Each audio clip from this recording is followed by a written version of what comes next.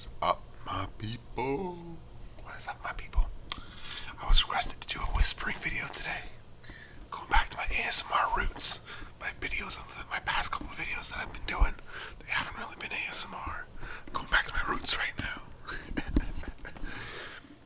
Although, I bet you notice that I move around a lot like this, you know? Like moving around like this. That's just because I have ADHD, okay? And ADHD makes you sort of... Also Tourette's, I think.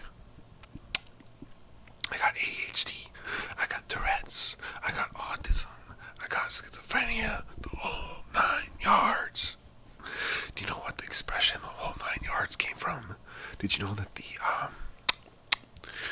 ammo belt in World War II for the Browning machine gun was 9 yards? 9 yards, dude. Was 9 yards long. So when they say the whole 9 yards, they mean firing the entire belt.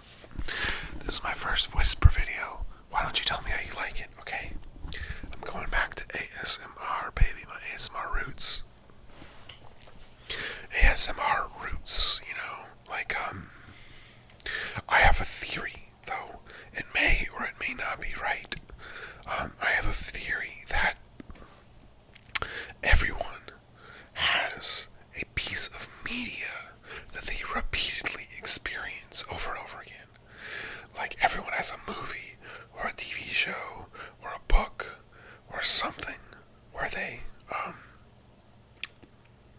watch it or read it over and over and over again to the point where they like memorize the entire thing, you know?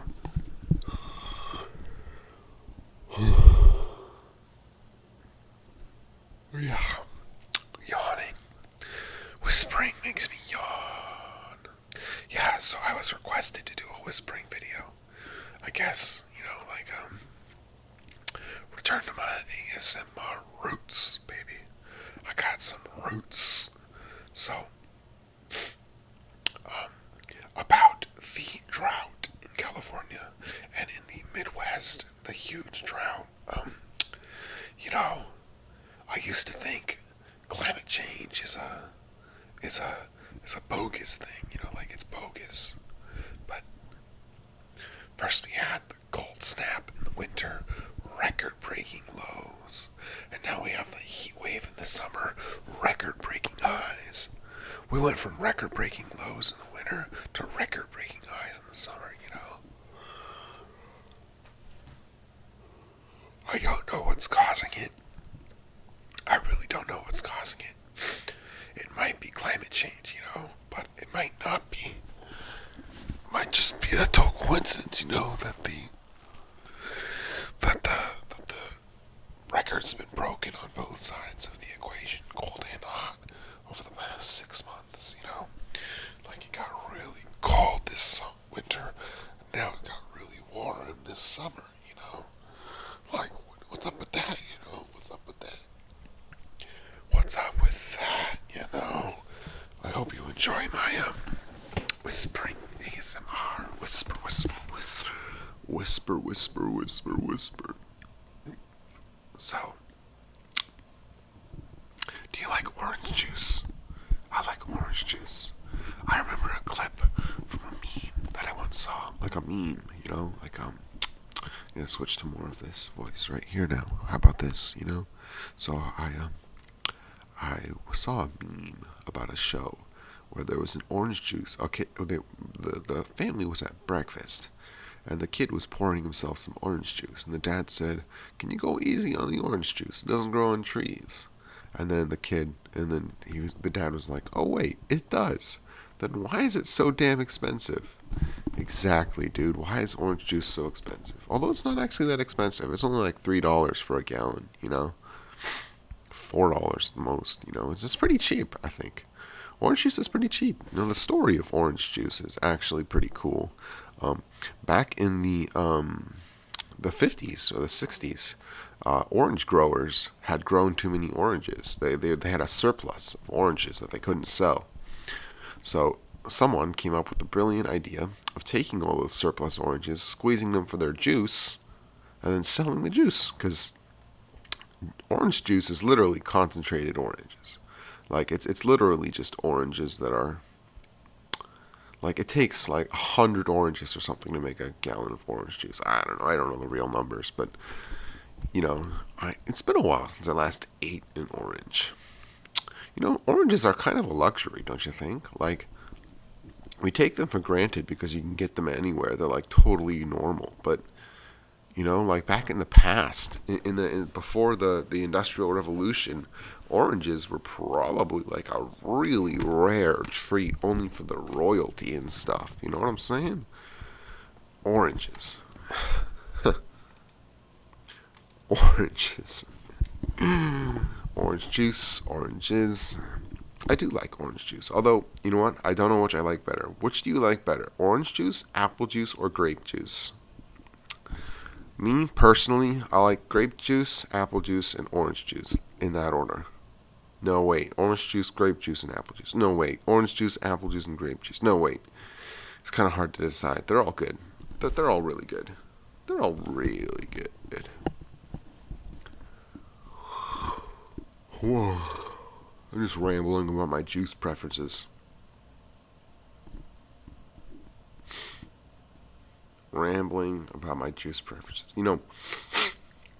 Interestingly enough, over the past couple of years, my dreams have become cinematic. Like let's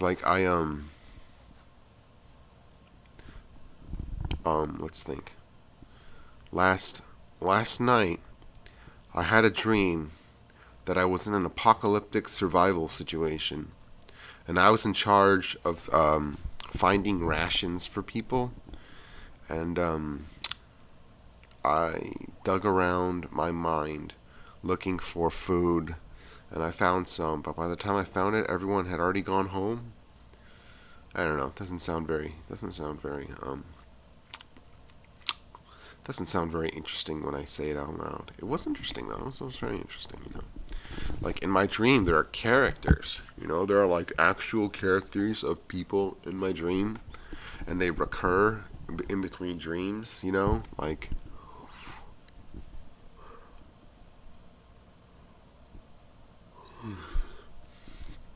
Yeah, my dreams they get really weird. I find it a little bit difficult to shave my mustache properly. I shave every day. If I don't shave every day, I go mountain man. Like my beard goes mountain man beard. Yeah, my beard absolutely just goes crazy when I don't shave. The reason why I don't like a beard is because it kind of hurts when I sleep, because the pressure of the beard hair against the pillow, like really, ugh. Yeah, the pressure against the pillow of the beard, it doesn't feel good. I don't like it. It's really scratchy and itchy. I feel like it's always itching.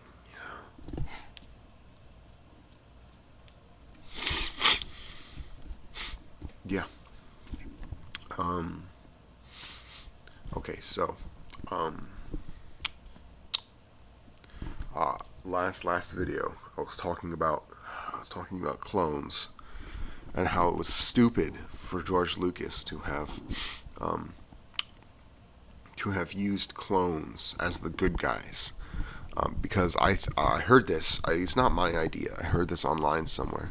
Is that the Clone Wars should have been evil, the clones, because the whole concept of creating clones with sentience and human rights, and then just creating them explicitly as soldiers, that just doesn't feel right. It's just not moral. It's not morally right. And I think, George Lucas got lazy.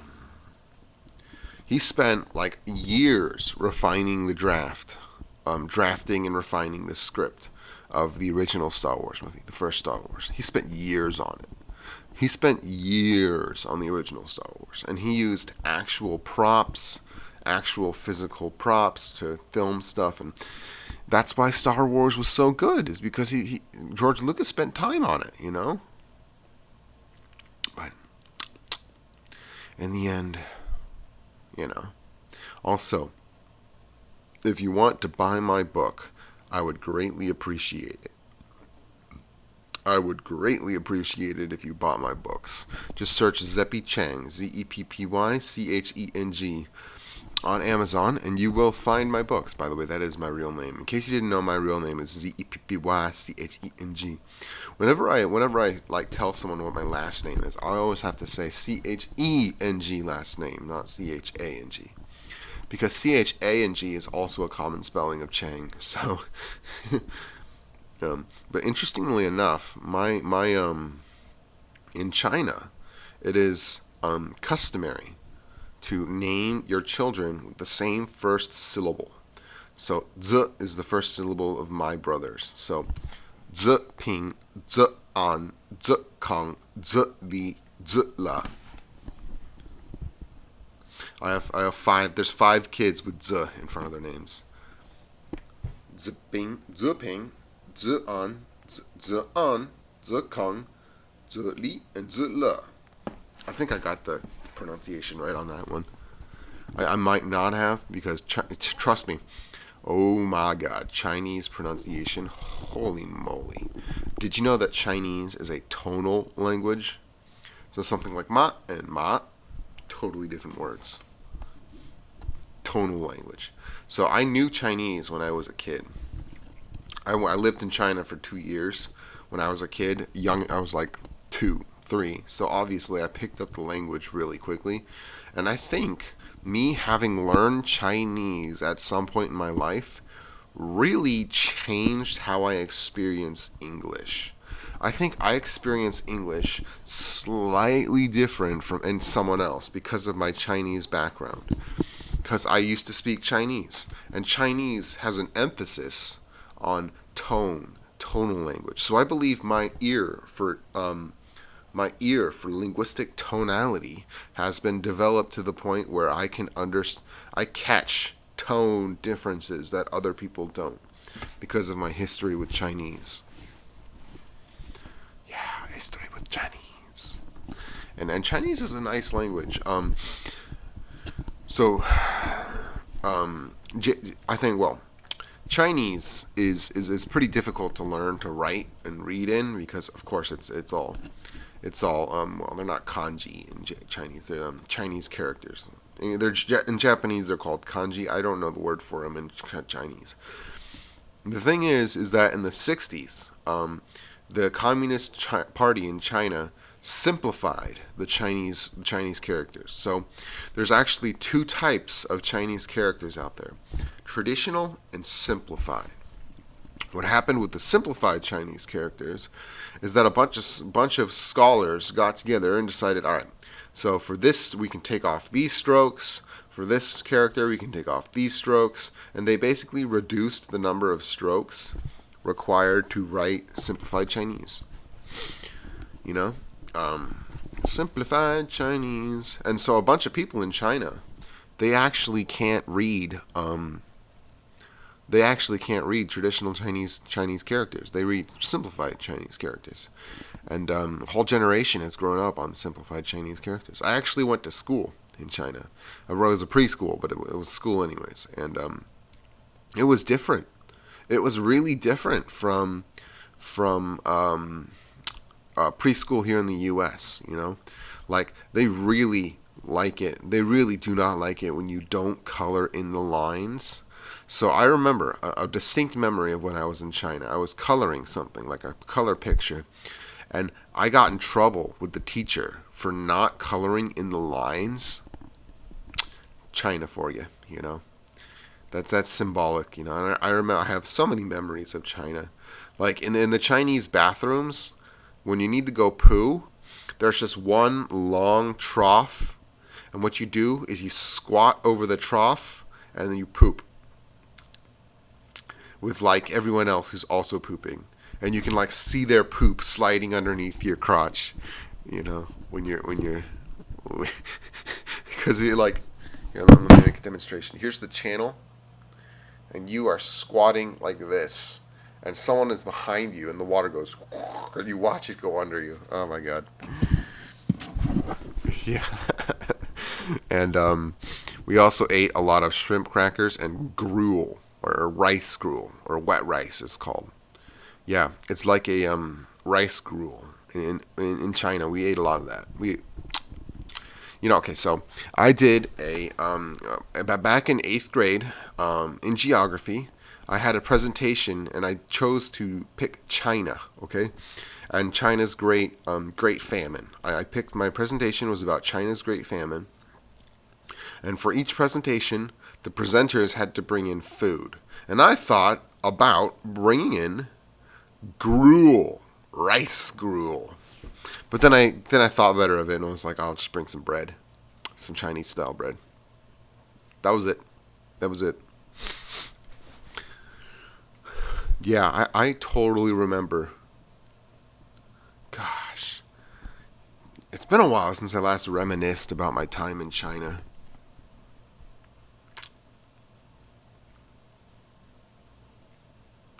Yeah, it has been a while. I spent China. Yeah, I have some scattered memories of being in China. Like one time, I got some wooden fish from a family friend, and I flushed him down the toilet.